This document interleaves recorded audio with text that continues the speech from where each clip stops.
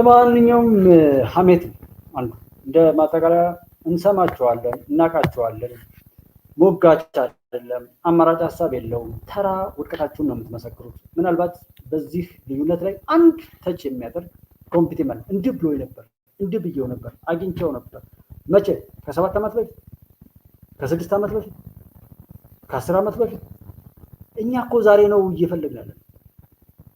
ምን አለ የወላድ መካን ባታረጓት ኢትዮጵያ? ምን አለ ምሁርነትን በዚህ ልክ ባታረክሱት? ዶክተር ፕሮፌሰር ምናምን ተብሎ እንደዚህ አይነት ሰዎች ሲመጡ ምን አለ ዝም ብትሉ፣ በቃ ቢያንስ ባናፍርባችሁ ማለት ነው። እኛ ያለው ከዛ እንኳን ያንን ነገር ብሎ ነበር። በቃ እሱ ማለት እንደዛ አይነት ነው። መቼ ድሮ እንደዛ ከሆነ አሁን ላይ እንዴት ደረሰ? የምታወሩት ሰውዬ እኮ ጠቅላይ ሚኒስትር ነው፣ የኢትዮጵያ ጠቅላይ ሚኒስትር ነው። ስለዚህ የምታወሩት ጠቅላይ ሚኒስትር ከ7 ዓመት በፊት ከ10 ዓመት በፊት ምንም አይነት ሐሜት ብትደረድሩ ጠቅላይ ሚኒስትሩ ኢትዮጵያን ይዞ እዚህ ደርሷል። ስለዚህ እናንተ የምታሙት ጠቅላይ ሚኒስትር ያንን ሁሉ እንደው ለመበከል የሞከራችሁትን ሁሉ ይሁንላችሁ ብንላችሁ ያንን ሁሉ ነገር በክላችሁ እሱን ሁሉ ነገር ተሸክሞ እዚህ ከደረሰኩ ተበልታችኋል። ማን ነው የበለጠው? ከእናንተ በታች ነው የምትሉት ከሆነ የምትንቁት የምትነቅፉት ከሆነ እኮ ሀገርን እያሻገረ እዚህ ድረስ ለምን ሄደ? ለምን ሄደ? ተበልታችኋል። በዚህ ደምድሙት። ሌላው ለምን ዓላማ እንደምታወሩት ምናምን የሚጠይቃችሁ የማይጠይቃችሁ ምናምን ስለሚበዛ ነው እንጂ ጤነኛ ሰው ቢኖር ለምን በሰዓቱ አልተናገራችሁም? በዛን ሰዓት ለምን ደበቃችሁ? ዛሬ ለምን አወራችሁ? ያላችሁት እውነት ነው ቢል እንኳን እውነት ለመሆኑ ምን ማረጋገጫ አላችሁ? ቪዲዮ አላችሁ ምናምን? ሐሜት አለመታደላችን ለዛ ነው።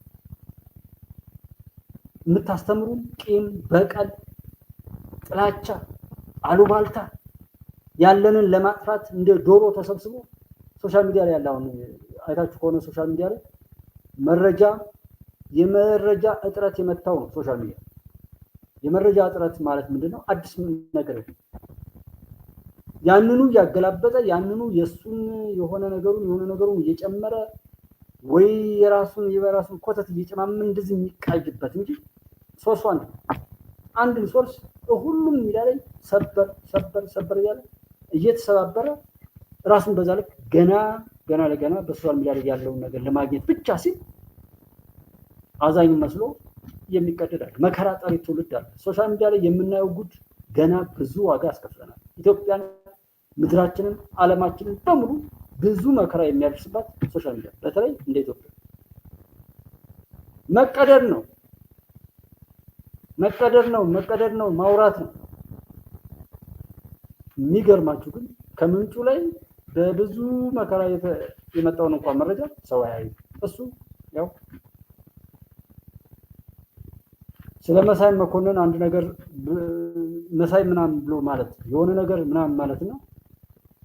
ስለዛ ጉዳይ ላይ እዛ ቦታ ላይ ያለው መረጃ አይደለም። ሰው ብዙ ችግር አለ። ይሄ ሶሻል ሚዲያ ላይ የሚደረገው ድርጊት ምናልባትም ወደፊት ብዙ መከራ የሚያስከፍለን የፈጣሪን ቁጣ የሚያዘገየው ነገር ቢኖር በሶሻል ሚዲያ ላይ የምናደርገው ውሎና ንግግር ይመስለኛል። አማራ ላይ ተብሎ የህፃን ፌቨን ጉዳይ ባህር ዳር ላይ ያለው ነገር ያን ያህል ኤግዛጅሬት ተደርጎ የተወራው የትኛውም ቦታ ላይ ያሉ ነገሮች እንዲህ ተጋነው የሚሰበኩት እነዚያን ሁሉ እያጋነኑ የሚበኑ ነገሩን እያገዘፉ ራሳቸውን እያከሰሙ ራሳቸውን ወደ ጉድጓድ እየቀበሩ አፋቸው ያለ መጠን የሚከፈት የሶሻል ሚዲያ ሰዎች አሉ። እነዛ ሰዎች ያንን ሁሉ የሚቀደዱት የሰዎች ችግር አሳስቧቸዋል። በሶሻል ሚዲያ ላይ የሚቃርሙትን የረከሰ የጥፋት ግብይት የሚያደርሰውን ኪሳራ አያስቡ። ህፃን ፌቨን እናቷን ከዛ አባቷን ከዛ ምናምን ተባለ። ከዛ በኋላ ምንድነው አንዳንድ ቦታ ላይ ያየን ያለ ነው የተለያዩ ድርጊቶች ካስቶች እየተጻፉ ያንን የሚመስል እንዲህ አይነት በደል ተፈጽሞብኝ የሚል የውሸት ታሪክ ሁሉ ሰው በዛ የሚጠለፍ ከሆነ አዛኝ መስሎ ከንፈሩን እየመጠጥ እዛ ተጎልቶ የሚውል አልቃሻነቱን አብዝቶ የሚወድ አድማጭ ተመልካች ካለ እሱን ጎልቶ ለማዋል ያልሆነ ታሪክ ሁሉ ለመጻፍ ሰው የተገደደበት ነገር ያየው አስመስሎ በመጻፍ ድርጊቱ ሳይፈጽም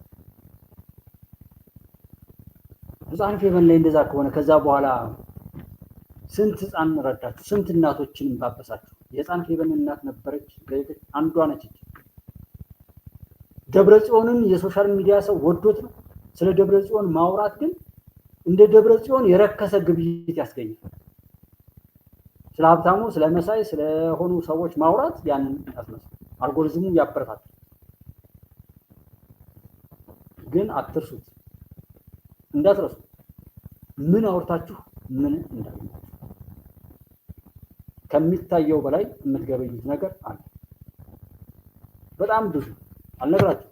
ብቻ ግን እንዳትረሱ በእናንተ ምክንያት ሰው ቢሰናከል ላስተናከላችሁበት፣ ላስደነገጣችሁበት፣ ለዛ ሰው የሆነ እቅዱን ላፋለሳችሁበትና ላቀያየራችሁበት፣ ነገ ሰርቶ እንዳይበላ መንገድ ተዘግቷል ብላችሁ ወይም የሆነ ፍርሃት ለቃችሁ በዛ ፍርሃት ውስጥ ለልጆቹ ምግብ ማምጣት ያልቻለ አባት ወይም እናት ካሉ ለዛ ዋጋ አስከፍላላችሁ። እንዳትረሱ። እያንዳንዱ ሰው ለሆነ ለራስ ስራ፣ እኔ ለራሴ ብዬ ነው የምሰራው። ዛሬ ልክሰር ምንም ችግር የለብኝ። እዳ ግን እንዲኖርብኝ አልፈልግም። ነገን ነው የምፈራው፣ ስራዬን ነው የምፈራው፣ ውሎዬን ነው የምፈራው። እያንዳንዱ ሰው ሰላም፣ ጤነኛ ለመሆን፣ ሰላማዊ ለመሆን፣ ስኬታማ ለመሆን ስራውን ያሳምራል። ስራው ያማረለት ሰው በሕክምና ላይ ምንም መጫወቻ አይሆንም። ፈጣሪ የሰራው የሰውነት ክፍሎች በሙሉ ፋንክሽናል ሆነው ይቀጥላሉ የህይወቱ መጠናቀቅ እስከሚከወን ድረስ። ስራችንን በማወቅም ይሁን ባለማወቅ የምናየው ነገር፣ የምንናገረው ነገር፣ የምንቀምሰው፣ የምናሸተው፣ የምንነካው፣ ምን የምንለው እያንዳንዷ ነገር በሆነ ቀን ትመጣለች። እሱን እያሰቡ መሄድ ነው። ስራችንን እንፍራ፣ ስራችንን እናሳምር። ከዛ ውጭ ማንም እኛ ጋር ስራችን ነው እንጂ የሚጎዳን። ስራችን ጥሩ ከሆነ ማንም ክፉ ኃይል እኛን ማጥቃት አይችልም፣ ማየት ሁሉ አይችልም። ስለዚህ ምንጊዜም ራሳችንን ለነገሮች ያው ባለቤት በማድረግ ችግር ፈጣሪ ሳይሆን ችግር አውሪ፣ ችግር ተራኪ ሳይሆን ችግር ፈቺ የሚል ሳቤ በሶሻል ሚዲያ ይኸው እዚህ ቦታ ላይ የምናየው ደራሲው የሚጽፈው፣ ተዋናዮቹ የሚተውሉት፣ ፖለቲከኛው የሚሰራው፣ ሃይማኖቱም ማንኛውም ሰው በተለይ ኃላፊነት ያለባቸው ሰዎች አባቶች፣ እናቶች እንደዚህ ሁሉም የሚያደርገው ይህ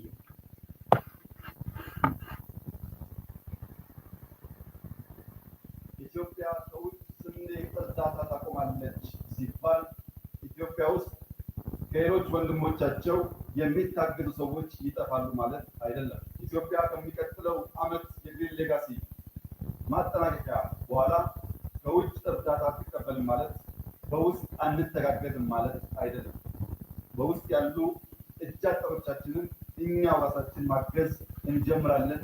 ያያደገ ሲሄድ ወደ አፍሪካም እናሳድገዋለን። በዚህ ምክንያት በመትከል ማንሰራራት ብለን ጠርተነዋል። የዛሬ ወር ኢትዮጵያ ከተባበሩት መንግስታት ጋር በመተባበር የፉድ ሰሚት ታዘጋጃለች።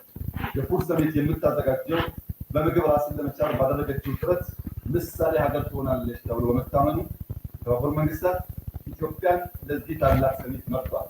በብዙ ሺህ የሚቆጠሩ የዓለም ተሳታፊዎች በአዲስ አበባ ይገኙና የምግብ ሳሚት በጋራ እናከብራለን።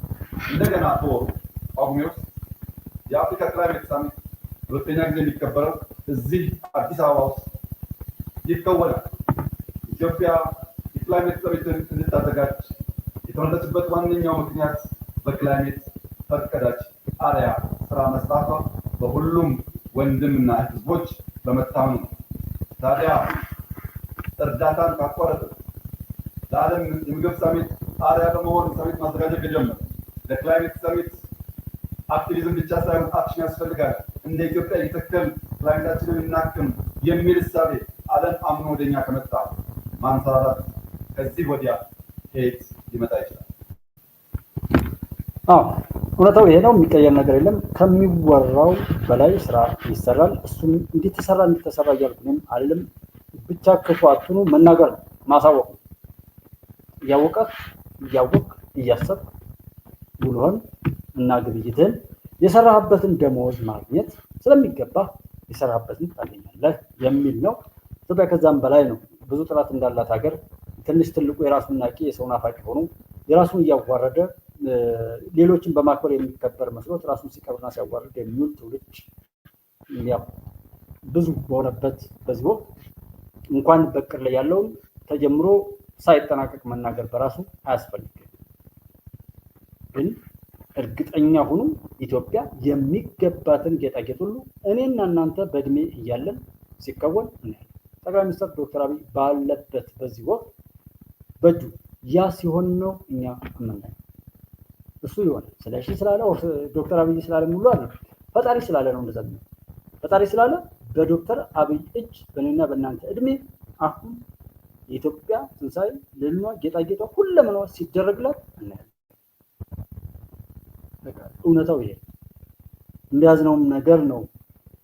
ሌሎችንም ለመውቀስ የምንሄደውና የኢትዮጵያ ድል ይሄ ነው።